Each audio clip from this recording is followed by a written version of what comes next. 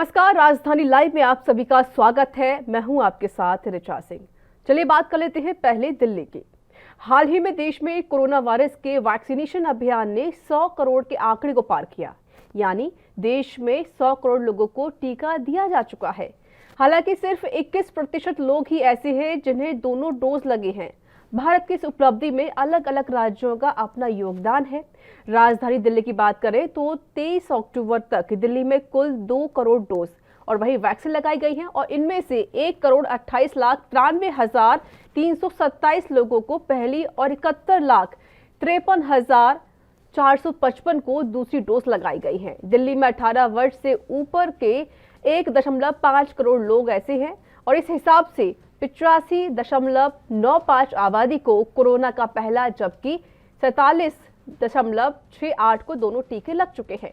24 अक्टूबर तक दिल्ली के पास अभी तक 29,91,070 डोज बची है। इनमें से 27,24,150 डोज कोविशील्ड और 2,66,920 डोज को वैक्सीन के मिले हैं। तो वहीं पर मई 2021 में मुख्यमंत्री अरविंद केजरीवाल की तरफ से केंद्रीय स्वास्थ्य मंत्री को लिखे एक पत्र के मुताबिक दिल्ली की आबादी करीब 2 करोड़ है।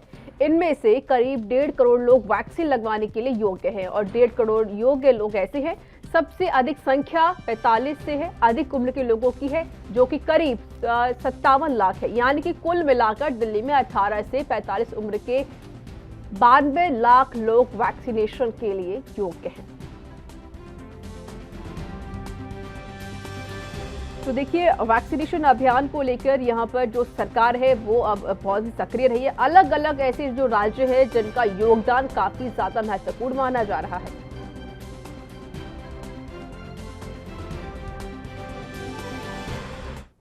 और इस पर अधिक बातचीत करने के लिए मेरे साथ जुड़ चुके हैं दिल्ली से मेरे सहयोगी राजीव तिवारी। राजीव, देखिए, जो 100 का जो करोड़ का जो आंकड़ा है वो तो देश ने पार कर दिया, लेकिन जो ऐसे अलग अलग राज्य थे जिनका योगदान काफी ज्यादा महत्वपूर्ण माना जा रहा है। राजीव, देखिए, बिल्कुल सही कहा आपने। बात करें जिस तरीके से लगातार कहीं ना कहीं भारत सरकार यही कोशिश कर रही थी कि जो कहीं ना कहीं कोरोना की रफ्तार है उसको तोड़ा जाए और कहीं ना कहीं उसके अंदर योगदान जनता का मिलता हुआ भी नजर आया। जो और जिस तरीके से 100 करोड़ लोगों ने वैक्सीन लगवाई तो उससे कहीं ना कहीं भारत सरकार की कहीं ना कहीं उपलब्धि भी हासिल होती नजर। और बात करें जिस तरीके से स्वदेशी वैक्सीन की तो कहीं ना कहीं जिस तरह कोविशील्ड की बात करें, कोवैक्सीन की बात करें तो कहीं ना कहीं दोनों ही वैक्सीन जो है वो लगातार कहीं ना कहीं जनता तक पहुंचाई जा रही थी। और जिस तरीके से 100 करोड़ का आंकड़ा जो पार किया वो कहीं ना कहीं अपने आप में एक उपलब्धि हासिल करता हुआ नजर आया। मगर बात करें जिस तरीके से और राज्यों की तो और राज्यों ने भी अपना सहयोग बिल्कुल दिया है, चाहे वो दिल्ली की बात करें, और राज्यों की बात करें, पंजाब की बात करें, हरियाणा की बात करें, तो सभी ने अपना अपना योगदान जरूर दिया है। मगर यहाँ पर बात करें जिस तरीके से 100 करोड़ वैक्सीन पहुंचाने की तो वो जरूर केंद्र सरकार ने पहुंचाई, मगर अभी तक 21 करोड़ लोगों को ही कह सकते हैं पहली वैक्सीन मिल पाई है और लगातार 21 करोड़ के करीब जो है वो लगभग कह सकते हैं कि दोनों डोज मिल पाई है। जैसे सीधे सीधे कहें तो कहीं अभी वैक्सीन की प्रक्रिया और ज्यादा रफ्तार पकड़नी चाहिए ताकि जो कोरोना की बिल्कुल भी रफ्तार है वो उसको कहीं ना कहीं ब्रेक लगाए जा सकते हैं। मगर लगातार कहीं ना कहीं केंद्र सरकार की तरफ से कोशिश की जा रही कि और भी लोग जो है जिन्होंने अभी तक टीकाकरण नहीं करवाया है आने वाले दिनों के अंदर वो भी अपना टीकाकरण कराएं और दोनों वैक्सीन जो हैं यानी दोनों डोज जो है वो उन तक पहुंचाई जाए। मगर जिस तरीके से लगातार कहीं ना कहीं जनता की तरफ से लापरवाही देखने को मिल रही है, मगर जिस तरीके से युवाओं ने अपना बढ़ चढ़कर योगदान दिया और कहीं ना कहीं युवाओं ने कोशिश करी कि टीकाकरण जो है वो उन तक पहुंचे और लगातार कहीं ना कहीं उसकी प्रक्रिया भी देखने को मिल रही है। मगर कहीं ना कहीं कुछ राज्यों की तरफ से जरूर कमियां देखने को मिल रही हैं। जी बिल्कुल सही कहा। देखिए, कमी सिर्फ राज्य की ही नहीं है, कमी कहीं ना कहीं हम जैसे लोगों की है, जो जनता है जो लापरवाही बरत रही है उन जैसे लोगों की भी कमी है। सरकार पूरी कोशिश करती है राजीव, सरकार इतनी गाइडलाइंस भी जारी कर देती है, प्रोटोकॉल्स बना रखे हैं कि आप जब घर से बाहर निकलें तो मास्क का उपयोग करें, सैनिटाइजर का यूज करें, लेकिन जो आम जनता है वो इसका ख्याल नहीं रखती है। अब देखिए, त्योहारी सीजन चल रहा है, दिवाली भी आने वाली है, लोग खरीदारी भी कर रहे हैं, बाजारों में रौनक भले लौट कर आई है लेकिन अभी वहां का जो माहौल है वो ठीक नहीं है। इतनी ज्यादा भीड़ हो चुकी है क्योंकि देखिए, अभी कोरोना भले ही केस कम हुए लेकिन अभी कोरोना खत्म नहीं हुआ है, अभी भी केस आ रहे हैं लगातार। जो केस 15,000 16,000 के आसपास केस आ ही रहे हैं पूरे देश में। अभी जनता को समझना होगा, उनको यह देखना होगा कि भाई अभी कोरोना खत्म नहीं हुआ है, कोविड का असर कम हुआ है, लेकिन अभी कोरोना खत्म नहीं हुआ है, अभी हमसे निजात नहीं पाल पाए हैं। देखिए, चाहे 100 करोड़ का जो हमने आंकड़ा पार कर लिया हो, एक अच्छी बात है, लेकिन हमको अभी और एहतियात बरतना होगा। जनता को यह समझना पड़ेगा कि हमको अभी एहतियात बरतना है, हमें गाइडलाइंस का पालन करना पड़ेगा अभी। देखिए बिल्कुल सही कहा आपने। यहाँ पर बात करें जिस तरीके से जनता की, तो जनता की तरफ से बिल्कुल भी लापरवाही देखने को मिल रही है। और खास तौर पर बाजारों की बात करें जी। तो बाजारों के अंदर जिस तरीके से कह सकते हैं लोग बाग उमड़े हुए हैं, दिवाली के फेस्टिवल के मद्देनजर रखते हुए लगातार कहीं ना कहीं बाजारों के अंदर सबसे ज्यादा भीड़ देखने को मिल रही है। यहाँ पर सोशल डिस्टेंसिंग तो सिर्फ नाम के लिए देखी जा रही है, और क्योंकि सीधे सीधे कहे तो ना ही दुकानदार जनता कह सकते हैं अपने ग्राहकों को समझा रहे हैं, और ना ही ग्राहक जो है जो मार्केटों के अंदर खरीदारी करने आ रहे हैं वो भी नहीं समझ रहे हैं। मगर कहीं ना कहीं जिस तरीके से भीड़ उमड़ी हुई है उससे साफ जाहिर होता है कहीं ना कहीं जनता को ये लगने लगा है कि हमने अगर 100 करोड़ का आंकड़ा पार कर लिया तो कहीं ना कहीं सीधे सीधे कहें तो जो वैक्सीन है उन तक मिल चुकी है, और कहीं ना कहीं जो कोरोना है वो बिल्कुल खत्म हो चुका है। मगर यहाँ पर सरकारें बार बार कहीं ना कहीं जनता को जागने की कोशिश कर रही है कि अभी कोरोना वायरस खत्म नहीं हुआ है, उससे बचाव के माध्यम अपनाने चाहिए, मास्क का यूज करना चाहिए, सोशल डिस्टेंसिंग बहुत ज्यादा जरूरी है, और कहीं ना कहीं हाथों को जो बार बार धोने की प्रक्रिया वो अपनानी चाहिए। मगर जिस तरीके से बाजारों के अंदर भीड़ है उससे साफ जाहिर होता है जनता बिल्कुल भी समझ नहीं रही है। और शायद जिस तरीके से दिवाली के मद्देनजर रखते हुए कहीं ना कहीं सोशल डिस्टेंसिंग होनी चाहिए थे, वो सबसे ज्यादा दिक्कतें हैं, उसके अंदर सोशल डिस्टेंसिंग बिल्कुल नहीं देखने को मिल रही है। मगर यहाँ तक कि सरकार के द्वारा जो अधिकारी लगाए गए हैं, चाहे वो दिल्ली पुलिस के जवान हो, सिविल डिफेंस के जवान हो, ये सिर्फ खाना पूर्ति करते हुए नजर आ रहे हैं। क्या अगर दिल्ली पुलिस की बात करें तो दिल्ली पुलिस अगर बाजारों के अंदर सख्ती करती है तो कहीं ना कहीं जनता जो है वो अपने आप को सोशल डिस्टेंसिंग के दायरे में रखेगी। मगर यहाँ पर बात करें जिस तरीके से अधिकारी ही कहीं ना कहीं सख्तियां नहीं बरत रहे हैं और जनता जो है बिल्कुल लापरवाही करती नजर आ रही है, उससे साफ जाहिर है कहीं ना कहीं तीसरी लहर का जो खतरा बताया जा रहा था वो भी बढ़ सकता है। मगर यहाँ पर बात करें जिस तरीके से सोशल डिस्टेंसिंग नहीं है उसका खामियाजा कहीं ना कहीं जनता को भी भुगतना पड़ सकता है। जी बिल्कुल सही कहा राजीव। देखिए, अब त्योहारी सीजन तो है ही, साथ ही साथ लगातार एक यही कयास जो लग रहे थे कि ठीक है अब कोविड खत्म हो गया, क्योंकि वैक्सीन अब यहाँ पर आ चुकी है, भारत ने 2 वैक्सीन का निर्माण भी कर दिया है, तो अब कोई खतरे वाली बात नहीं है। लेकिन सरकार भी पूरी कोशिश करती है, जनता की तरफ से भी थोड़ी बहुत पहल की जाती है, लेकिन अब जो स्थिति है वो अब ठीक नहीं है। देखिए अब क्या हो गया है कि चलिए ठीक है 100 करोड़ की वैक्सीन है, वो लोगों ने लगा ली है, अब कोई खतरा कवच हमारे पास आ चुका है। सबसे बड़ी बात ये भी हो जाती है कि हम बिल्कुल एक कह सकते हैं कि हमारा जो डर था अंदर पहले, वो हमारा डर खत्म हो चुका है। अच्छी बात तो है, लेकिन हमको भी एहतियात और भी ज़्यादा बरतना है। अगर देखिए राजीव, अगर मैं दिल्ली की बात करती हूँ तो दिल्ली में लगभग काफ़ी ज़्यादा वैक्सीन लग चुकी हैं लोगों के, और लोग इसके लिए खूब पूरी कोशिश भी करते हैं। लगभग ऐसा कह सकते हैं कि शायद 50% यानी 47% यहाँ पर वैक्सीन लोगों के लग चुकी है दिल्ली में। लोग पूरा पालन भी करने की कोशिश करते हैं, लेकिन अब जो स्थिति है वो भयावह होती जा रही है। अगर हम बात करें दिल्ली सरकार की, तो दिल्ली सरकार क्या कुछ कर रही है, क्या कुछ कोशिश कर रही है, क्योंकि अभी आंकड़े अभी और भी आने लगे हैं, कई लोगों की मौत भी हो रही है इस कोविड की वजह से। देखिए बिल्कुल सही कहा आपने। यहाँ पर बात करें जिस तरीके से लगातार बाजारों के अंदर भीड़ है, और कहीं ना कहीं जनता को समझना होगा इस चीज के लिए कि वायरस अभी खत्म नहीं हुआ। मगर जिस तरीके से बात करें दिल्ली की जनता की, तो दिल्ली की जनता ने खास तौर पर युवाओं ने कहीं ना कहीं इसके अंदर वैक्सीन लगवाने के लिए बढ़ चढ़ कर अपना योगदान दिया, और लगातार कहीं ना कहीं उसमें कह सकते हैं उपलब्धि भी हासिल की गई। युवाओं ने सबसे ज्यादा कहीं ना कहीं वैक्सीन सेंटरों पर जाकर टीकाकरण कराया। और खास तौर पर बात करें सरकार की, तो सरकार की तरफ से बिल्कुल कोशिश की जा रही थी, तमाम वैक्सीन सेंटरों पर वैक्सीन उपलब्ध है, लगातार कोशिश भी की जा रही है। और जिस तरीके से 100 करोड़ वैक्सीन जो है वो जनता तक मिल चुकी है, तो उससे कहीं ना कहीं जनता भी शायद यही समझने लगी है कि वैक्सीन जो है उन तक मिल चुकी है, वायरस का खतरा का खत्म हो चुका है। मगर यहाँ पर बात करें जिस तरीके से बाजारों के अंदर जो सबसे ज्यादा भीड़ देखने को मिल रही है, सबसे ज्यादा दिक्कतें सबसे ज्यादा यही है कि बाजारों के अंदर जो लोग बाग एक दूसरे से चिपक कर चलने को मजबूर हो चुके हैं। क्योंकि मगर यहाँ पर बात करें जिस तरीके से अधिकारियों की, खास तौर पर दिल्ली सरकार के द्वारा जो अधिकारी लगाए गए हैं, यानी कि सिविल डिफेंस के जवान जो लगाए गए हैं, जिनको जुर्माना करने के लिए बोला गया है, मगर वो भी कहीं ना कहीं सिर्फ खाना पूर्ति करते नजर आ रहे हैं। क्योंकि चुनिंदा कहीं ना कहीं इलाकों के अंदर या फिर रेड लाइटों पर ही खड़े हैं, जहां पर गाड़ियों के अंदर जो बैठे हुए हैं इंसान, उनका ही चालान किया जा रहा है। जो बाइक पे निकल के जा रहे हैं, स्कूटी पे निकल के जा रहे हैं, जिन्होंने मास्क नहीं लगा रखा है, उनका चालान नहीं किया जा रहा, सिर्फ कार वालों को ही टारगेट किया जा रहा है। दूसरी बात, सबसे ज्यादा बाजारों के अंदर जो चाहे वो होलसेल मार्केट हो, करोल बाग की मार्केट मार्केट हो, लाजपत नगर की मार्केट हो, सदर बाजार की मार्केट हो, चांदनी चौक की मार्केट हो, इन बाजारों के अंदर सबसे ज्यादा भीड़ जो सबसे ज्यादा देखने को मिल रही है। और यहीं पर अधिकारी सिर्फ खाना पूर्ति करते जा रहे हैं। अधिकारी बिल्कुल यहाँ पर नाम के लिए हैं, यानी कि है भी नहीं। और कहीं ना कहीं जो कोशिश की जा रही थी सोशल डिस्टेंसिंग के लिए, राजीव, जिस तरीके जनता से यही आपने समझने कहा लगी है है। कि जो अधिकारी है वो कोई कार्रवाई नहीं करते हैं, सिर्फ खाना पूर्ति के लिए यहाँ पर डटे हुए हैं। राजीव, का क्या आपने इस पूरे मामले को लेकर किसी से बात करने की कोशिश की है, किसी उच्च अधिकारी से, कि भाई ऐसा क्यों किया जा रहा है, क्यों प्रोटोकॉल का पालन नहीं कराया जा रहा?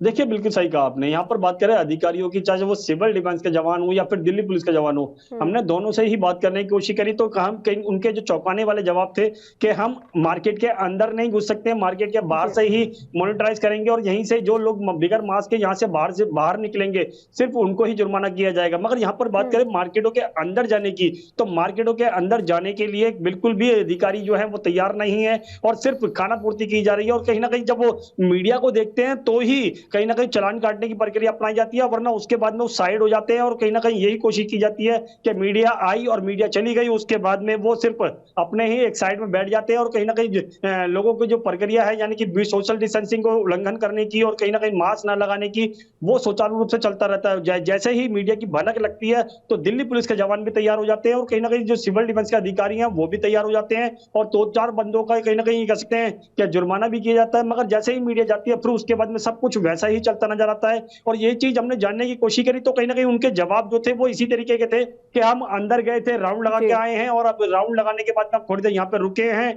उसके बाद में फिर जाएंगे। मगर ये चीज जो है वो सिर्फ कागजों के अंदर है और सिर्फ धरातल के अंदर बिल्कुल भी देखने को नहीं मिल रही है। और जिसका फायदा कहीं ना कहीं जनता भी उठाती नजर रही है कि जनता को लगता है कि सिर्फ अधिकारी नहीं है तो कहीं ना कहीं उनको भी नियम तोड़ने का अधिकार मिल चुका है और वायरस जो है वो कहीं ना कहीं इसी द्वारा बढ़ता हुआ नजर आएगा। देखना बिल्कुल होगा कि राजीव, बाजार देखिए जिस ये तरीके से जो भीड़ से गलती भरे है हुए वो हैं। हम पर ही भारी पड़ सकती है। फिर से हमको वही गलती हम दोहरा रहे हैं जो गलती हमने पहले दोहराई थी। जिस तरीके से हमें पालन नहीं करते इस वजह से लगातार आंकड़े बढ़ने लगे थे। राजीव, अगर देखिए दिल्ली की बात करते, फिलहाल जो आंकड़े आए हैं उसमें कहा गया है कि सिर्फ 37 नए केस सामने आए हैं, सिर्फ 37 केस मिले हैं। ये एक अच्छी बात है कि केस बहुत कम मिले हैं। और इससे अच्छी बात ये भी है कि राजीव के सिर्फ अभी तक किसी की मौत नहीं हुई, यानी कि 24 घंटे के अंदर कोविड की वजह से किसी की मौत नहीं हुई है। यानी हम कह सकते हैं सरकार कोई ना कोई पूरी कोशिश कर रही है और एक अच्छा प्रयास कर रही है कोविड को कंट्रोल करने के लिए। देखिए बिल्कुल सही कहा आपने। यहाँ पर बात करें दिल्ली के अंदर पिछले 24 घंटे के अंदर आंकड़ों की, तो कहीं ना जी। कहीं 35 आंकड़े कोई बहुत बड़े बात नहीं है, क्योंकि परसों की जो आंकड़े थे, यानी कि एक दिन पहले के जो आंकड़े थे वो 45 के करीब थे, उसमें भी कोई मौत नहीं हुई थी। मगर सीधे सीधे कहें सरकारें बिल्कुल कोशिश कर रही हैं, मगर कहीं ना कहीं थोड़ी बहुत जो लापरवाही देखने को मिल रही है वो जनता जी। की तरफ से और अधिकारियों की तरफ से देखने को मिल रही है। मगर बात करें जिस तरीके से वैक्सीन की प्रक्रिया की, तो वैक्सीन बिल्कुल पहुंचा दी गई है और लगातार पहुंचाई भी जा रही है। आने वाले दिनों के अंदर कहीं ना कहीं युवाओं को जागरूक भी किया जा रहा है, लोगों को जागरूक किया जा रहा है कि आइए, जिन जिन लोगों ने अपनी वैक्सीन नहीं लगवाई है, दोनों डोज नहीं लगवाई है, एक डोज नहीं लगवाई है, वो आके वैक्सीन लगवाए। मगर यहाँ पर बाजारों के अंदर जिस तरीके से भीड़ है उससे साफ जाहिर है कहीं ना कहीं वही स्थिति बनती हुई नजर आ रही है जो कहीं ना कहीं दूसरे लॉकडाउन में भी देखने को जी। मिली थी। जी चलिए, आपका बहुत बहुत शुक्रिया राजीव हमारे साथ जुड़ने के लिए, और नजर बनाए रखिएगा, अपडेट आपसे लेते रहेंगे। तो चलिए खबरों का रुख कर लेते हैं आगे। पंजाब के मुख्यमंत्री चरणजीत सिंह चन्नी ने प्रधानमंत्री नरेंद्र मोदी को बीएसएफ के अधिकार क्षेत्र को लेकर पुरानी स्थिति बहाल करने की मांग की है। पंजाब के मुख्यमंत्री चरणजीत सिंह चन्नी ने प्रधानमंत्री नरेंद्र मोदी को सरहद के पास बीएसएफ के अधिकार क्षेत्र को लेकर 11 अक्टूबर को नोटिफिकेशन से पहले की स्थिति बहाल करने की मांग की है, जिससे बीएसएफ और पंजाब पुलिस देश की एकता और अखंडता की रक्षा के लिए देश विरोधी ताकतों के खिलाफ एकजुट होकर काम कर सके। चन्नी ने प्रधानमंत्री को इस मुद्दे पर मीटिंग के लिए समय देने की अपील भी की है। मुख्यमंत्री ने इस मामले में 25 अक्टूबर यानी कि आज सर्वदलीय बैठक भी बुलाई है। मीटिंग 12 बजे पंजाब भवन में रखी गई है और इस मीटिंग में अकाली दल की तरफ से अकाली दल के सीनियर नेता प्रेम सिंह चांदूमाजरा और डॉक्टर दलजीत चीमा शामिल होंगे। वहीं कांग्रेस की तरफ से पंजाब कांग्रेस के प्रधान नवजोत सिंह सिद्धू शामिल हो सकते हैं। वहीं आम आदमी पार्टी की तरफ से भगवत मान और अमन अरोड़ा शामिल होंगे। और वहीं पर इस ऑल पार्टी मीटिंग को पंजाब के मुख्यमंत्री चन्नी चेयर करेंगे और वहीं पंजाब बीजेपी के अध्यक्ष अश्वनी शर्मा ने ट्वीट करके इसकी जानकारी दी है। बीजेपी इस पार्टी मीटिंग का बायकॉट करेगी और हिस्सा नहीं लेगी।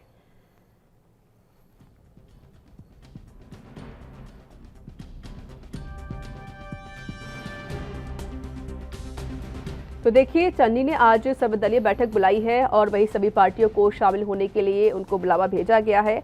आपको बता दें कि पंजाब बीजेपी अध्यक्ष ने बीजेपी में के ना शामिल होने पर भी बात कही है, क्योंकि बीजेपी अब इस बैठक का बायकॉट भी करेगी। तो देखिए, पंजाब के मुख्यमंत्री ने प्रधानमंत्री नरेंद्र मोदी को बीएसएफ के अधिकार क्षेत्र को लेकर पुरानी स्थिति बहाल करने की मांग की है और वही उन्होंने कहा है कि प्रधानमंत्री मोदी को सरहद के पास बीएसएफ के अधिकार क्षेत्र को लेकर 11 अक्टूबर की नोटिफिकेशन से पहले की स्थिति बहाल करने की उन्होंने मांग कर दी है और इसी को लेकर आज एक सर्वदलीय बैठक बुलाई है और यह जो बैठक है वो 12 बजे आयोजित की जाएगी।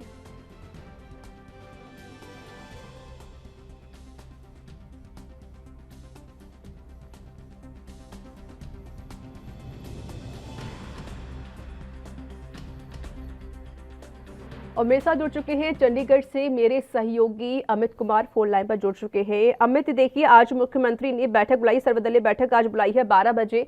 यह बैठक कितनी महत्वपूर्ण है और किन किन मुद्दों को लेकर इस बैठक में बातचीत हो सकती है?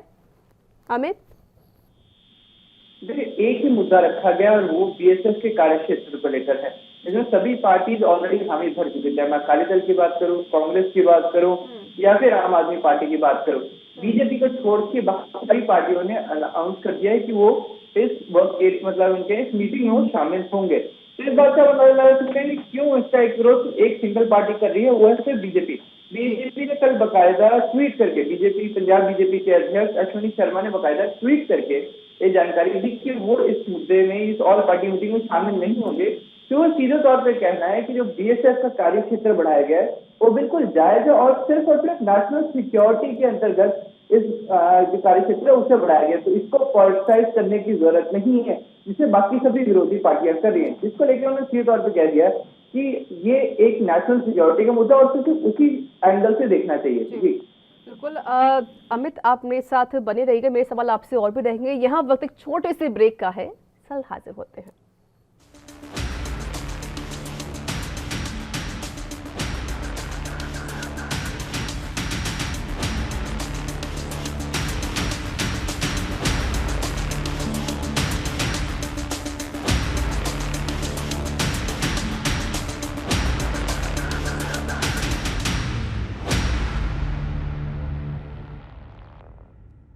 ब्रेक के बाद एक बार फिर से आप सभी का स्वागत है। आपको बता दें कि देखिए, 2022 में पंजाब में विधानसभा के चुनाव भी होने वाले हैं और चुनाव नजदीक ही आ रहे हैं। हालांकि अभी जो सीएम है वो चन्नी लगातार बैठक कर रहे हैं और आज फिर से सर्वदलीय बैठक बुलाई गई है। मेरे सहयोगी मेरे साथ लगातार जुड़े हुए चंडीगढ़ से अमित कुमार। देखिए अमित, अब खबर ये भी आ रही है कि जैसे कई बड़े ऐसे मुद्दे जिस पर बातचीत की गई, चाहे वो बीएसएफ का मुद्दा हो, कृषि कानून का मुद्दा हो, पंजाबी भाषा का मुद्दा हो या फिर विशेष पैकेज को लेकर मुद्दे होंगे। देखिए, चुनाव तो नजदीक है, अगर ये बैठक की जा रही है जिसमें कई बड़े ऐसे मुद्दे हैं जिस पर बातचीत होगी, तो क्या इस बैठक को, जो बैठक होने वाली है सर्वदलीय 12 बजे, क्या यह बैठक चुनाव को देखते हुए और भी ज्यादा महत्वपूर्ण हो सकती है? देखिए, बीएसएफ का एक मुद्दा बहुत अहम है पंजाब के लिए। सीधे तौर पे हम कह सकते हैं इसे इलेक्शन से भी आप जोड़ सकते हैं, इसे पार्टी के खुद प्रेजेंस के लिए भी। देखिए ग्राउंड में कितना प्रेजेंस है, कि ग्राउंड लोगों के बीच में कितना प्रेजेंस दिखा रहे हैं, पार्टी कितना लोगों के हित के लिए काम कर रही है, ये एक एग्जाम्पल यहाँ से सेट हो सकता है। कांग्रेस यही एक कोशिश बार बार करते हुए नजर आ रही है कि वो दिखाना चाहते हैं कि हम लोगों के लिए काम कर रहे हैं और लगातार लोगों के मुद्दे उठा रहे हैं। तो वहीं बीएसएफ का एरिया एक बहुत बड़ा मुद्दा पंजाब के लिए बनता जा रहा है, क्योंकि 50 किलोमीटर के बॉर्डर एरिया के दायरे की इंक्रीज, जहाँ पे उनका अपना वर्कफोर्स एरिया इतना हो जाएगा, तो उसके बाद ये जानकारी मिल रही है कि 50,000 स्क्वायर किलोमीटर में से लगभग 27,000 स्क्वायर किलोमीटर बीएसएफ के अंडर आ जाता है। खैर, कार्रवाई पंजाब पुलिस की बनती है, चाहे अगर हम कहें कि उनके बाद ऑर्डर्स देने के बाद उनके ऊपर ही कार्रवाई करने की इजाजत होगी, पर सवाल यही है कि आखिर क्यों ये कदम उठाया गया।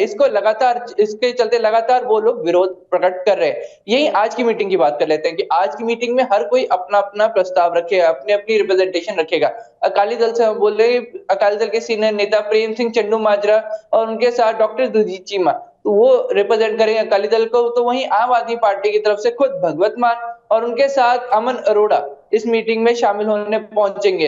तो वहीं बीजेपी ने सीधे तौर पे कह दिया है कि वो इसका बायकॉट कर रहे हैं, कि उनको नहीं लगता कि जरूरत है इस मीटिंग करने की, क्योंकि बीएसएफ के जो कार्य क्षेत्र है वो एक नेशनल मुद्दा है और उसको पॉलिटिसाइज नहीं करना चाहिए। वही कांग्रेस की तरफ से आपको बता दें कि अभी तक जैसी जानकारी मिल पाई है कि Navjot Singh Sidhu all party meeting में कांग्रेस की तरफ से शामिल हो सकते हैं, पर ऐसे अभी क्लियर नहीं हो पाया कि कांग्रेस की तरफ से कौन होगा। खैर कांग्रेस के खुद लेकर देखिए लगातार जो तकरार है वो यहाँ देखने को मिलती है, क्योंकि पंजाब में जो सिचुएशन है वो सभी जानते हैं क्या कुछ स्थिति बनी हुई है। टुकड़ियों में यहाँ पे कांग्रेस कहीं ना कहीं बढ़ती हुई भी नजर आती है, कहीं पर सिद्धू नाराज हो जाते हैं तो कहीं पर कोई और नाराज हो जाता है।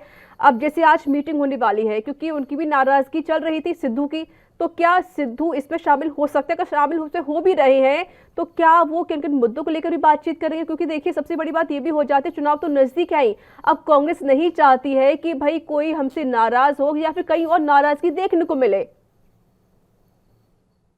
देखिए नवजोत सिंह सिद्धू जरूर शामिल हो सकते हैं, क्योंकि उन्होंने सीधे तौर पे कुछ दिन पहले ट्वीट किया था पंजाब के असली मुद्दों पे।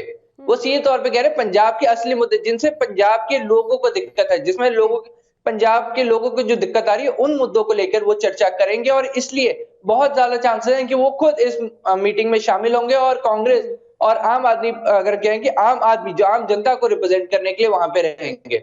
जी चलिए, आपका बहुत बहुत शुक्रिया अमित हमसे बातचीत करने के लिए और अधिक जानकारी देने के लिए।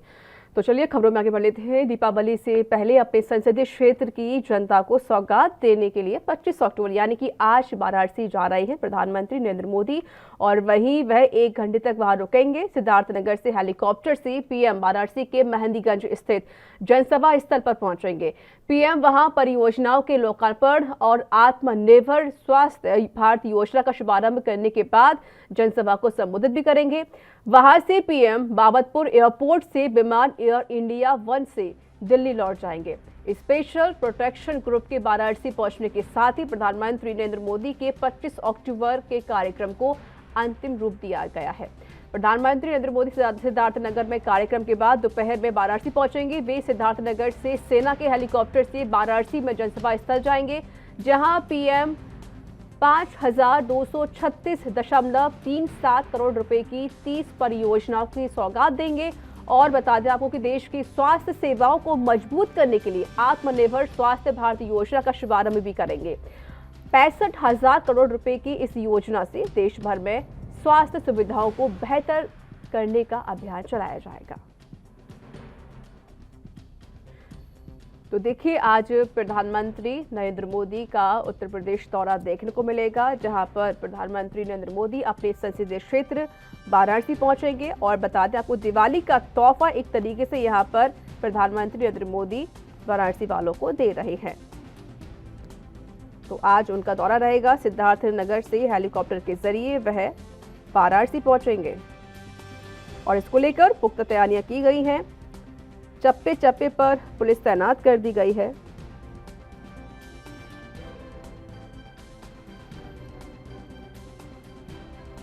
तो आपको बता दें कि प्रधानमंत्री नरेंद्र मोदी आज दोपहर अपने संसदीय क्षेत्र वाराणसी के मेहंदीगंज गांव में 5,000 करोड़ से ज्यादा की परियोजनाओं का लोकार्पण और शिलान्यास करेंगे। और आपको बता दें कि प्रधानमंत्री नरेंद्र मोदी आत्मनिर्भर स्वास्थ्य भारत योजना का शुभारंभ भी करेंगे।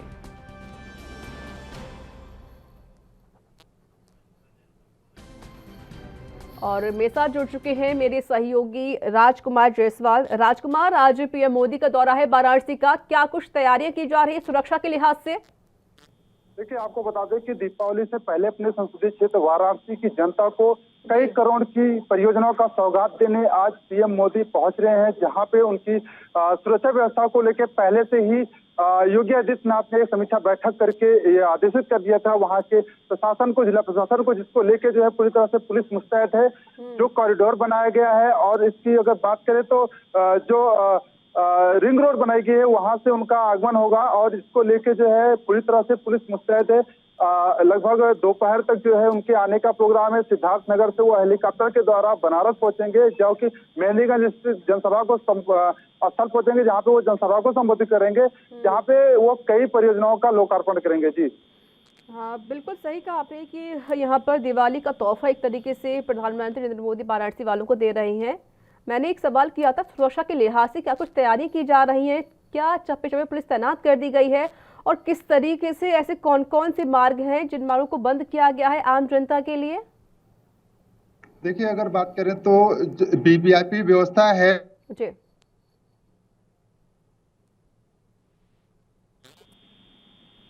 राजेश, आपकी आवाज हम तक नहीं पहुंच। जी जी जी, बात पूरी करिए। जी। जिस प्रकार से देश के प्रधानमंत्री का आगमन है और ऐसे में जो है पूरी तरीके से व्यवस्था चाक चौबंद है, पुलिस हर नाके पर मुस्तैद है, किसी प्रकार से कोई लापरवाही नहीं देखी जा रही है। इसके लिए इनकी जो स्पेशल फोर्स है वो पहले से ही आ गई है और जिला प्रशासन भी पूरी तरह से मुस्तैद है। जो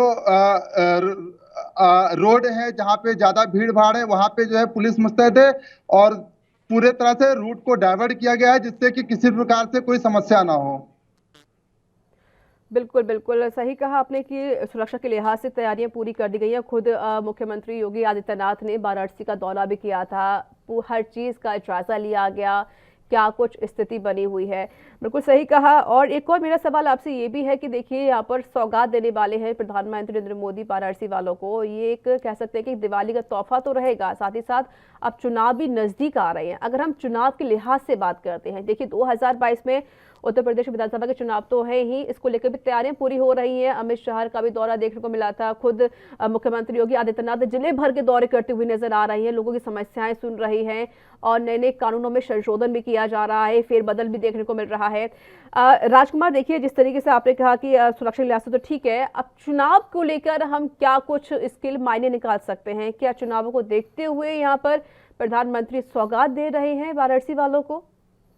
देखिए, एक बार बता दें, जिस प्रकार से जो है लगातार जो भाजपा के कार्यकर्ता हैं और नेता हैं, बड़े नेता हैं, वो स्थलीय निरीक्षण कर रहे हैं, लोगों से जाके संपर्क कर रहे हैं, तो ऐसे में कहीं ना कहीं बनारस में अपने संसदीय क्षेत्र में पीएम मोदी का आना एक तरह से जो 2022 का चुनाव है उसमें कहीं ना कहीं एक अच्छा जो है स्थान देखने वाला है। क्योंकि जो है जिस तरह से अभी प्रियंका गांधी भी जो है ट्रोल कर रही है कि जो है हम 40% की भागीदारी देखने महिलाओं की है, तो कहीं ना कहीं अब चुनाव का रुख जो है मोड़ने के लिए देश का प्रतिनिधित्व करने वाले पीएम मोदी जी है जो है अपने संसदीय क्षेत्र आ जा रहे हैं, तो कहीं ना कहीं इसका जो है बहुत ही ज्यादा लाभ उत्तर प्रदेश की जो चुनाव है विधानसभा का उसमें देखने को मिलेगा। बिल्कुल। और विपक्ष देखिए लगातार निशाना भी साध रहा है, और जिस तरीके से चाहे वो लखीमपुर कांड हो तो उसको लेकर भी खुद प्रियंका गांधी ने कहा था कि इस पर तो प्रधानमंत्री बोलते नहीं है, लेकिन आज वाराणसी पहुंच रहे हैं जहां पर सौगात देंगे। और जो विपक्ष है, चाहे वो कांग्रेस हो या फिर वो समाजवादी पार्टी हो या फिर बहुजन समाजवादी पार्टी हो, लगातार निशाने साध रहे हैं और आप भी अब चुनाव में मैदान में आ चुकी है। एक और जिस तरीके से लगातार विपक्ष का निशाना तो है ही, साथ ही साथ बीजेपी लगातार में पलटवार भी कर रही है। उन्होंने कहा कि जब कांग्रेस की सरकार थी तो उन्होंने कुछ काम नहीं किया और अब बीजेपी काम करने की कोशिश करती है तो विपक्ष हमें काम करने देता नहीं है। देखिए, जिस प्रकार से विपक्ष है, विपक्ष का तो आरोप प्रत्यारोप लगाना, ये ट्रोल करना, ये तो वाजिब है कहीं ना कहीं, लेकिन जो अगर विपक्ष ना रहे तो जो पक्ष रहता है, जो सत्ता पक्ष रहता है, वो अपने काम के प्रति लापरवाह हो जाता है, जिसके लिए जो है विपक्ष कहीं ना कहीं उनकी कमियों को लेकर जो है जनता के सामने आती है। और वही हो रहा है जो भाजपा सरकार में जिस प्रकार से कहीं ना कहीं, चाहे वो लखीमपुर खीरी का मामला हो, चाहे जहां का मामला हो, तो उस पर जो है विपक्ष उन पर हावी है और इसको लेके जो है अब जो है भाजपा अपने जो सीट है उसको बचाने में लगी हुई है।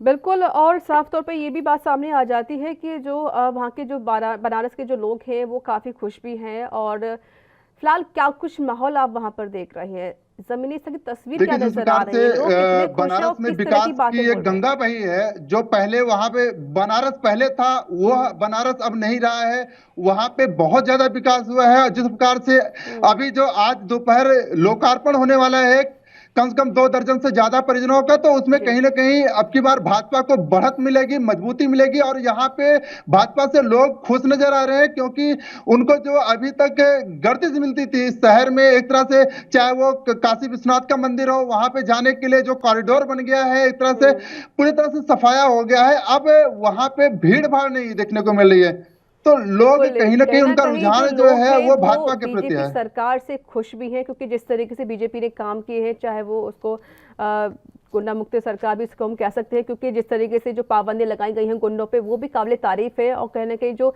क्राइम हुआ करता था उस पर कंट्रोल पाने की बीजेपी ने पूरी कोशिश की है। इसको लेकर भी आप जिस तरीके से अब देखिए चुनाव तो नजदीक है, साथ ही साथ त्योहारी सीजन भी आ रहा है और दिवाली का तोहफा देने के लिए प्रधानमंत्री नरेंद्र मोदी आज बनारस पहुंच रहे हैं। और यह वक्त एक छोटे से ब्रेक का है, कल हाजिर होते हैं।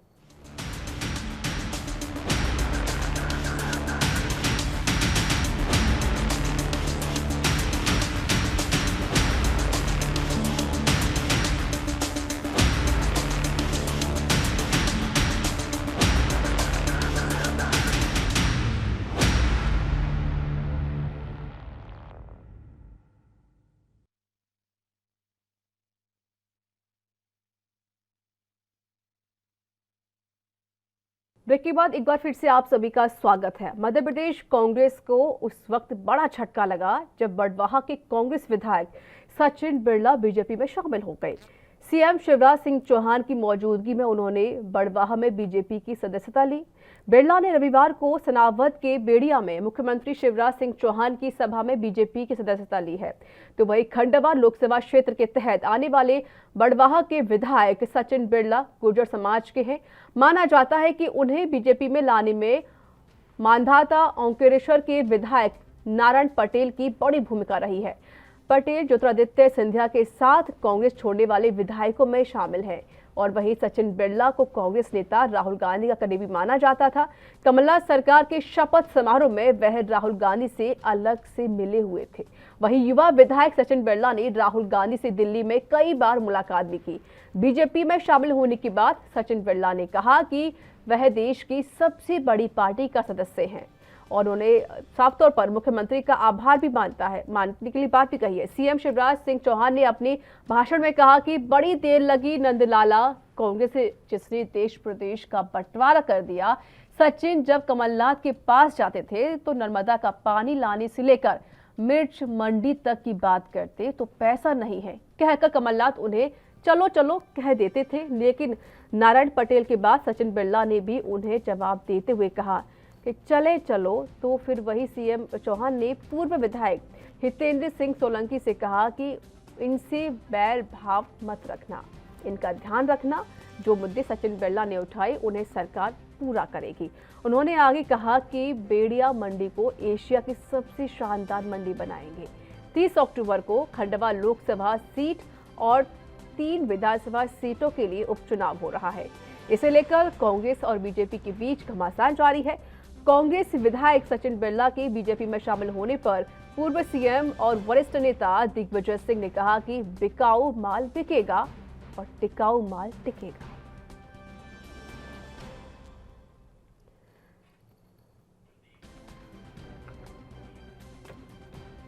और मेरे साथ जुड़ चुके हैं इस पर और अधिक जानकारी देने के लिए और अधिक बातचीत करने के लिए संवाददाता प्रदीप राजावत। प्रदीप, देखिए चुनाव नजदीक आने वाला है, 30 अक्टूबर को उपचुनाव होने वाला है। साफ तौर पर हम कह सकते हैं कहीं ना कहीं बड़ा झटका लगा है यहाँ पर कांग्रेस को। कांग्रेस तो टूटती हुई नजर आ रही है।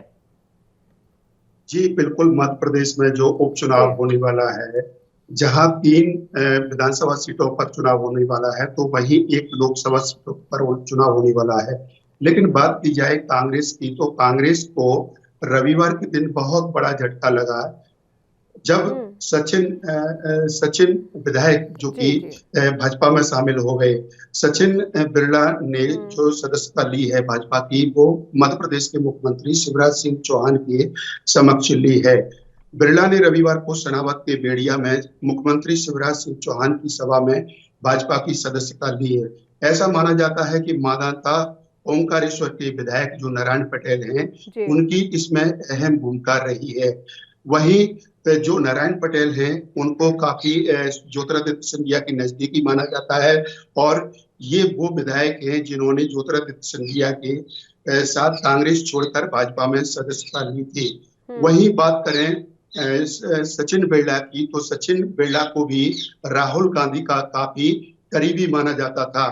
ऐसा बताते हैं कि जब कमलनाथ की शपथ समारोह हुआ था तब राहुल गांधी ने सचिन बिरला से अलग से मुलाकात की थी। इतना ही नहीं, सचिन बिरला ने कई बार दिल्ली जाकर राहुल गांधी से भी मुलाकात की थी।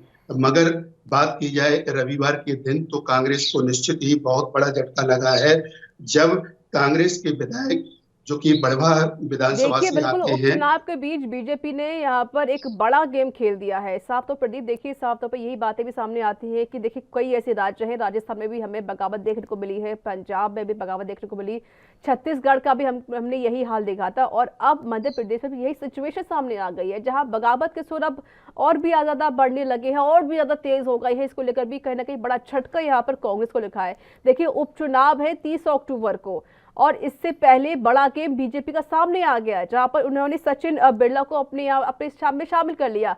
अगर वह राहुल गांधी इतने करीबी थे तो आखिर क्या वजह रही है जहां पर सचिन को कांग्रेस का हाथ छोड़ना पड़ा? कोई वजह? देखिए, मुख्यमंत्री शिवराज सिंह चौहान ने एक साथ में एक बात कही है कि बड़ी देर भई नंदलाला। इससे स्पष्ट होता है कि जब जो कांग्रेस के विधायक थे ज्योतिरादित्य सिंधिया के साथ जब भाजपा में गए थे तो निश्चित इनकी भी बात चल रही होगी, लेकिन अभी की बात की जाए तो उनका कहना है कि जो एक मंडी वहां की स्थानीय मंडी है और मंडी के लिए उन्होंने कई बार, जिसे भेड़िया मंडी का नाम दिया जाता है, कमलनाथ से आग्रह किया था कि इस मंडी का विस्तार किया जाए, लेकिन इस मामले में कमलनाथ हमेशा उनको टालते नजर आए, उनकी एक नहीं सुनी और उनसे यही कहते रहे कि चलो चलो। ये बात मंच से शिवराज सिंह चौहान ने भी स्वीकार की है। इसी को लेकर सचिन बिरला ने कांग्रेस छोड़कर भाजपा की सदस्यता ली है और साथ ही शिवराज सिंह चौहान ने कहा है कि जब इनसे कहा कि चलो चलो, सचिन की बातों को नहीं माना गया, उनकी मांगों को नहीं माना गया, इसके मद्देनजर रखते हुए कहना कि सचिन उनसे नाराज भी चल रहे थे। और हम ये भी कह सकते हैं एक बड़ा प्लान, एक बड़ा गेम बीजेपी का भी हो सकता है, क्योंकि जो सिंधिया के जो बहुत करीबी माने जाते हैं उनके लिहाज से भी उन्होंने पहले उनसे बात कर रखी होगी। ये कोई अचानक से चीजें नहीं होती है, ये पहले से ही प्री प्लान होते हैं। इसको लेकर भी कहीं ना कहीं बड़ी बातें भी सामने आ सकती हैं। अब देखिए उपचुनाव तो 30 अक्टूबर को भी है और साफ तौर पे यहाँ पर बड़ा झटका राहुल गांधी को भी लग गया है। उनकी सारी जो जितनी पार्टियां हैं जिस भी स्टेट में, वो अब अलग अलग होती हुई नजर आ रही है। कांग्रेस का हाथ छोड़कर अब बीजेपी में जा रहे हैं। चलिए, आपका बहुत बहुत शुक्रिया प्रदीप रजावत अधिक जानकारी देने के लिए। चलिए खबरों में आगे बढ़ लेते हैं। कैप्टन अमरिंदर सिंह के साथ आरुषा आलम के मामले को लेकर उलझे कांग्रेसियों को नवजोत सिंह सिद्धू ने नसीहत देने की कोशिश की है। नवजोत सिंह सिद्धू ने कई दिन की चुप्पी के बाद आज फिर से एक के बाद एक ट्वीट किए और कहा कि पंजाब मुद्दों पर फोकस रखना चाहिए। सिद्धू फिलहाल सरकार के थोड़े से बच्चे इस समय को किसी भी तरह से जाया नहीं जाने देना चाहते, लिहाजा वो यह नसीहत देते हुए नजर आई है। गौरतलब है कि पिछले कई दिनों से पंजाब की राजनीति आरुषा आलम के इर्द गिर्द घूम रही है, जबकि असल मुद्दों का शोर इसके आगे बोना बना हुआ है।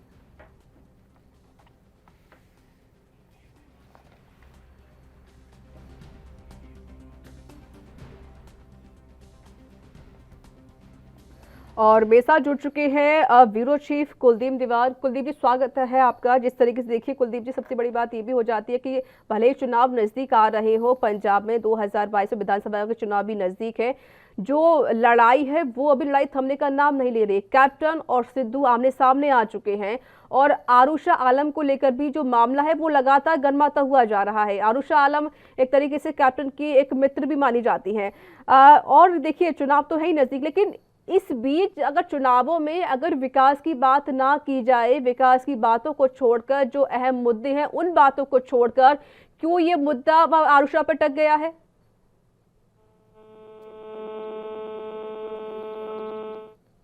कि इस बात को आगे किया है कि जो असल मुद्दे हैं उनकी तरफ से ध्यान भटकाकर दूसरे मुद्दों पर ना लगाया जाए, क्योंकि आपने देखा कि खास तौर पर सुखजिंदर सिंह रंधावा जो उप मुख्यमंत्री हैं पंजाब के, उन्होंने आरुषा आलम को लेकर कैप्टन अमरिंदर सिंह के ऊपर काफी बड़ा हमला किया था और जवाब भी जो है वो कैप्टन की तरफ से आया था। और ये जंग जो है वो लगातार आगे बढ़ रही थी, जिसमें कई कड़ियां जुड़ती गई, कई नेता जो हैं वो दोनों तरफ से जुड़ते गए, जिसमें मोहम्मद मुस्तफा भी कूदे और वहां से फिर जवाब जो है वो कैप्टन की तरफ से आते रहे। यानी ये लड़ाई जो है वो कहीं ना कहीं आरुषा आलम के इर्द गिर्द जो है वो घूमने लगी थी, जो कि पंजाब का कोई मुद्दा नहीं है। इसलिए नवजोत सिंह सिद्धू को कल ट्वीट करने पड़े के जो असल मुद्दे हैं पंजाब के, उनकी तरफ फोकस किया जाए, क्योंकि समय ज्यादा नहीं है और व्यर्थ की बातों में या व्यर्थ के मुद्दों में यदि समय जाया किया जाएगा तो निश्चित तौर पर कामकाज पर सरकार के असर पड़ेगा और उसका फिर आगे विधानसभा चुनाव में पार्टी को खामियाजा भुगतना पड़ सकता है। बिल्कुल हालांकि सही कहा। नवजोत देखिए सिंह जो सिद्धू खामियाजा है वो ऐसे भुगतना पड़ सकता है, और चुनाव भी नजदीक आने वाले हैं। पहले काम यही है कि जो चुनाव है पहले उन चुनावों को देखते हुए मुद्दों की बात कीजिए, जो मेन मुद्दे होते हैं, चाहे वो विकास को लेकर हो, शिक्षा को लेकर हो, महिलाओं की रक्षा को लेकर हो, सुरक्षा को लेकर हो। इन मुद्दों को छोड़कर कृषि कानून का मुद्दा लगातार गर्माता हुआ जा रहा है, उस मुद्दे को भी छोड़कर यहाँ पर पता नहीं क्यों जिस तरीके से जो आरोप लग रहे हैं आरुषा पे, उन आरोपों को अलग हटके, उन मुद्दों से अलग हटके यहाँ पर विकास की बातें क्यों नहीं हो रही हैं? क्या जो जनता है वो क्या आरुषा की बात को लेकर सरकार को वोट देगी? नहीं ना, सरकार देगी, जो भी जनता होती है वो सिर्फ वोट देती है विकास की बातों को लेकर के। आप उनसे क्या कुछ वादे कर रहे हैं, आपकी क्या कुछ तैयारी हो रही है, किस तरीके से वादों को आप पूरा करेंगे, ये मुद्दे होने चाहिए। इन मुद्दों की जगह आरुषा का मुद्दा कहाँ से इसमें बीच में आ रहा है? देखिए, आरुषा आलम का मुद्दा जो है वो उप मुख्यमंत्री सुखजिंदर सिंह रंधावा उठाते हैं और कहीं ना कहीं वो हीरो बनने की कोशिश कर रहे थे, क्योंकि कैप्टन ने जैसे ही पार्टी के गठन का अनाउंस किया कि वो पार्टी बनाएंगे और भारतीय जनता पार्टी के साथ चले जाएंगे, वफादारी या फिर अपनी ये कहें कि अपनी लॉयल्टी या फिर ईमानदारी जो है वो कांग्रेस आला कमान को शो करने के चक्कर में, दिखाने के चक्कर में सुखजिंदर सिंह रंधावा ने प्रेस कॉन्फ्रेंस तो की और पूर्व मुख्यमंत्री कैप्टन अमरिंदर सिंह पर हमला तो बोला, लेकिन कहीं ना कहीं वो आरुषा आलम की तरफ ज्यादा फोकस कर बैठे, जिसकी वजह से उनको मुंह की खानी पड़ी और आखिर उनको जवाब तक नहीं बने। जिस तरह से उसके बाद लगातार उन पर प्रहार हुए, वो चाहे कैप्टन अमरिंदर सिंह की तरफ से हो या फिर उनकी टीम की तरफ से या फिर अन्य जो विपक्षी दल हैं उनकी तरफ से, क्योंकि सुखजिंदर सिंह रंधावा यदि 4.5 साल उस मुख्यमंत्री के साथ रहकर और उस शख्स के साथ रहकर उस पर कीचड़ उछालने की कोशिश करते हैं, उंगल उठाने की कोशिश करते हैं, तो कहीं ना कहीं अपने दामन को भी वो बचा नहीं सकते।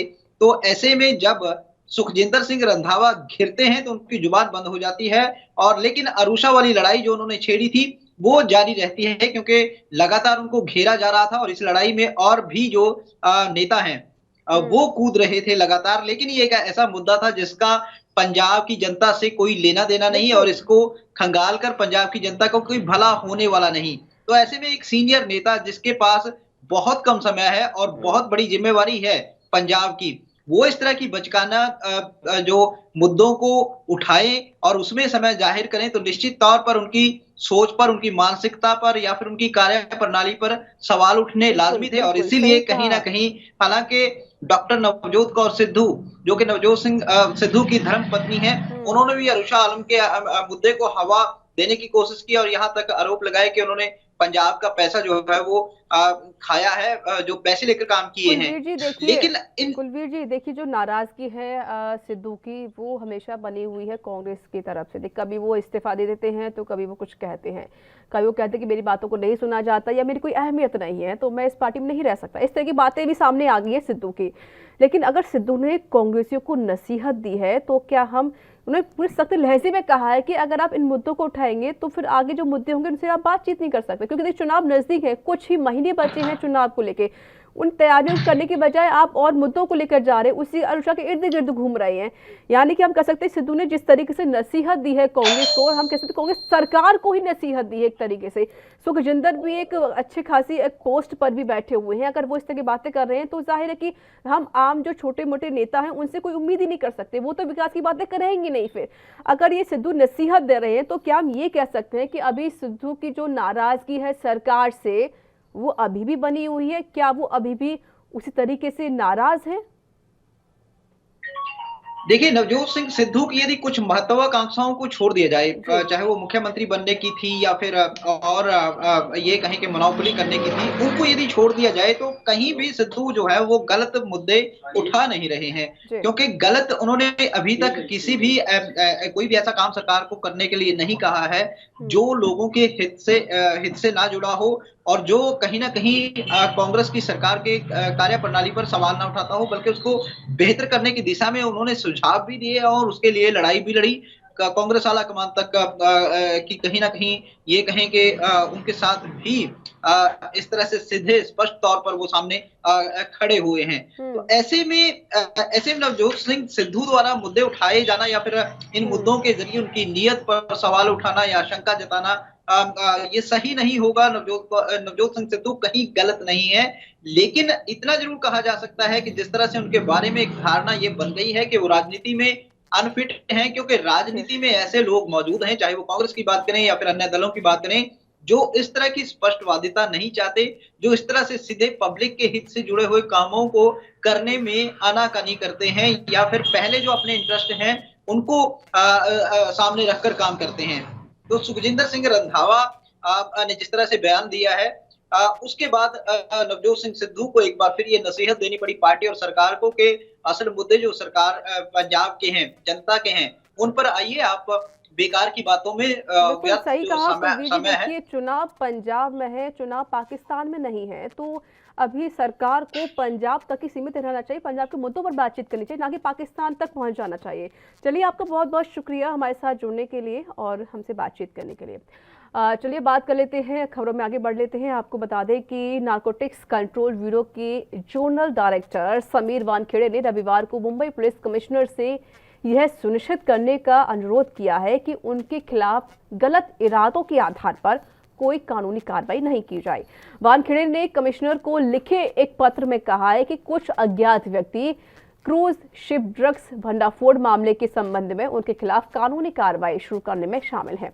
वानखेड़े ने लिखा कि आपके संज्ञान में यह भी लाया जाता है कि अत्यधिक सम्मानित सार्वजनिक पदाधिकारियों की तरफ से सार्वजनिक मीडिया पर उन्हें जेल और बर्खास्तगी की धमकी जारी की गई है।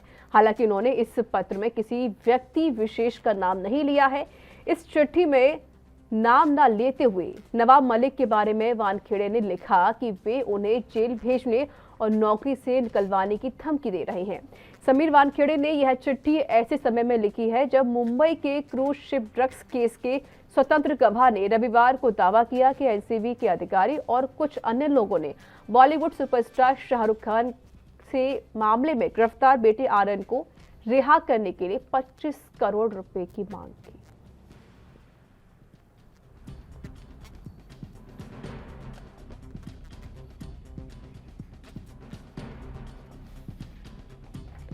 और इस पर और अधिक बातचीत के लिए, अधिक और जानकारी देने के लिए मेरे साथ जुड़ चुके हैं मुंबई से मुरारी सिंह, लाइव जुड़े हुए हैं। मुरारी, देखिए, जिस तरीके से जो एनसीबी है वो लगातार अपनी पूरी कार्रवाई कर रही है, ड्रग्स केस को लेकर जो मामला काफी उलझता हुआ नजर आ रहा है, यानी किस तरीके सरकार कोशिश भी करती है और ड्रग्स केस को लेकर भी कहीं ना कहीं युवा इसकी चपेट में भी आ रहे हैं। अब साफ तौर पर यहाँ पर समीर वानखेड़े ने जो भी अभी चिट्ठी लिखी है कमिश्नर को, उस पर साफ तौर पर उन्होंने कह दिया कि मुझे गलत तरीके से फंसाने की कोशिश की जा रही है और यहाँ तक कि मेरे ऊपर कानूनी कार्रवाई ना की जाए गलत तरीके से। उन्होंने अनुरोध किया है चिट्ठी के जरिए, और क्या कुछ इस चिट्ठी में लिखा गया है मुरारी? जी रिचा, बिल्कुल सही कहना है। आपको बता दें कि जहां एक तरफ एनसीपी नेता नवाब मलिक एक के बाद एक बयान दे रहे हैं, वहीं अब जो है कि एनसीपी के जोनल डायरेक्टर अगर समीर वानखेड़े की बात करें तो उन्होंने जिस तरीके से 2 दिन पहले मीडिया में कहा गया, बयान देते हुए कहे थे कि उनके परिवार को, उनके घर को, उनके रिश्तेदारों को टारगेट किया गया था, और अब खबर है कि उन्होंने मुंबई पुलिस कमिश्नर को 2 पन्ने का जो पत्र लिखा है उसमें किसी का नाम न लेते हुए उन्होंने साफ तौर पर कहा है कि हमारे ऊपर कोई मामला न दर्ज किया जाए, क्योंकि जिस तरीके से गवाहों का हवाला देकर के एनसीपी के नेता हमारे ऊपर आरोप लगा रहे हैं, ऐसी स्थिति में कोई कदम न उठाया जाए।